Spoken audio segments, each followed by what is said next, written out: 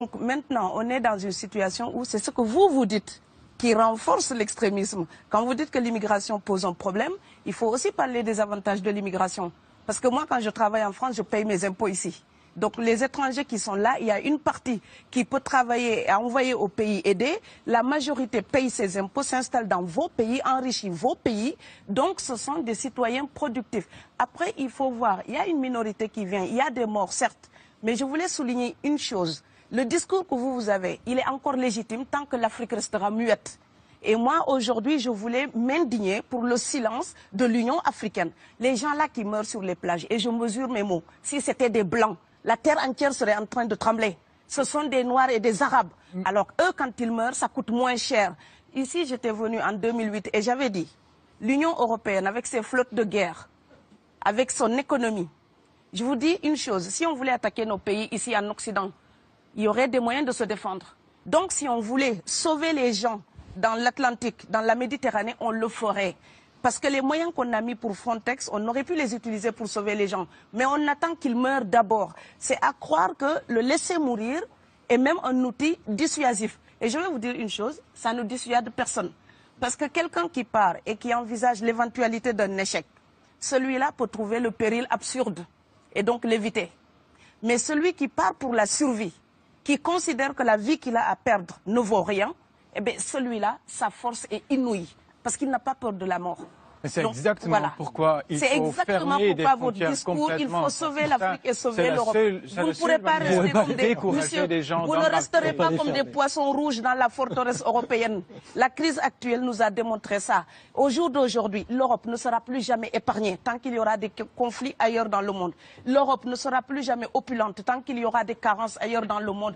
On est dans une société de la mondialisation où un Indien gagne sa vie à Dakar, un Dakarois gagne sa vie à New York, un Gabonais gagne sa vie à Paris. Que ça vous plaise ou non, c'est irréversible. Alors trouvons une solution collective ou bien déménager d'Europe parce que j'ai l'intention de rester. Quand quelqu'un part, c'est comme quelqu'un qui est élu, choisi, peut-être le plus débrouillard. Et il y a tout un clan ou toute une famille qui pose son espoir sur cette personne-là. Monsieur, là, je vous vois bien habillé, bien nourri. Si vous étiez affamé chez vous, peut-être que votre famille serait ravie d'imaginer que vous pourriez aller gagner de quoi faire vivre les autres. Donc c'est aussi une solidarité qui est en œuvre. On laisse partir quelqu'un, on compte sur lui. Vous allez me laisser terminer. Et Schengen, entre guillemets Schengen, ça me permet d'être invité aux Pays-Bas, monsieur, donner des conférences dans vos universités. Quand ils trouvent que mon cerveau est convenable, là, ils l'utilisent. Par contre, ils sont embêtés à l'idée d'avoir mon frère, qui n'est pas aussi diplômé que moi et qui pourrait avoir peut-être envie de travailler dans le bâtiment. Donc, vos pays deviennent schizophrènes. On ne peut pas trier les gens comme ça avec les étrangers utiles et les étrangers néfastes. Et la deuxième chose que je veux dire aussi, c'est que les Européens, là, on voit des Africains qui viennent, d'accord? Ce mouvement, ce déplacement de population, on le voit. Mais on ne voit pas le mouvement des Européens allant vers les autres pays. Alors celui-là, c'est le mouvement des puissants, ceux qui ont l'argent, ceux qui ont le bon passeport. Donc vous allez au Sénégal, vous allez au Mali, vous allez dans n'importe quel pays du monde, au Canada, aux États-Unis, partout où je vais, et je voyage tout le temps, je croise des Français, des Allemands, des Hollandais. Je les rencontre partout sur cette planète parce qu'ils ont le bon passeport. Donc, comme avec l'exotisme, l'Europe s'était arrogé le précepte unique, unilatéral, de l'exotisme. Les autres sont exotiques. Alors que pour quelqu'un de mon village, il n'y a rien de plus exotique que quelqu'un d'Amsterdam. Maintenant, pour l'étranger aussi, pour les voyages des temps modernes avec la mondialisation, quand les pauvres viennent vers vous, il y a des mouvements de foule qu'il faut bloquer. Mais quand vous, avec votre passeport et avec toutes les prétentions que cela donne, vous débarquez dans les pays du tiers-monde, là, vous êtes en terrain conquis. Donc, on voit les pauvres qui se déplacent, on ne voit pas les riches qui investissent dans nos pays. L'Afrique se développe en taux entre 5 et 10%. Ce n'est plus de la progression, c'est de la surchauffe.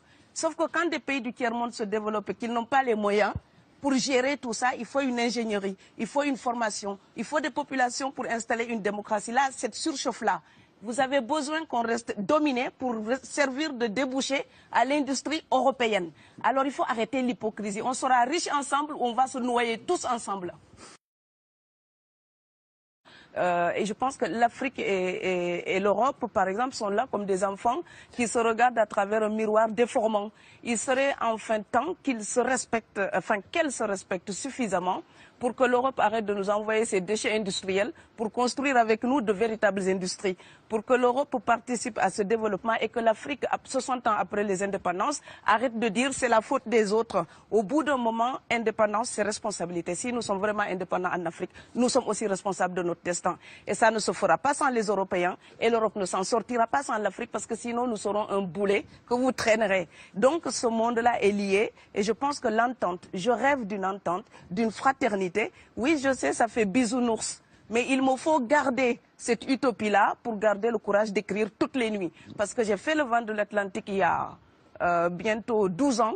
Aujourd'hui, à l'époque, quand je parlais de dizaines de morts dans l'Atlantique, on me disait « tu exagères ». Maintenant qu'on les ramasse par milliers, je suis absolument triste de devoir réaliser tout simplement qu'en tant qu'auteur, je ne fais que répondre à l'injonction de Schiller. La dignité de l'homme est remise entre vos mains, gardez-la.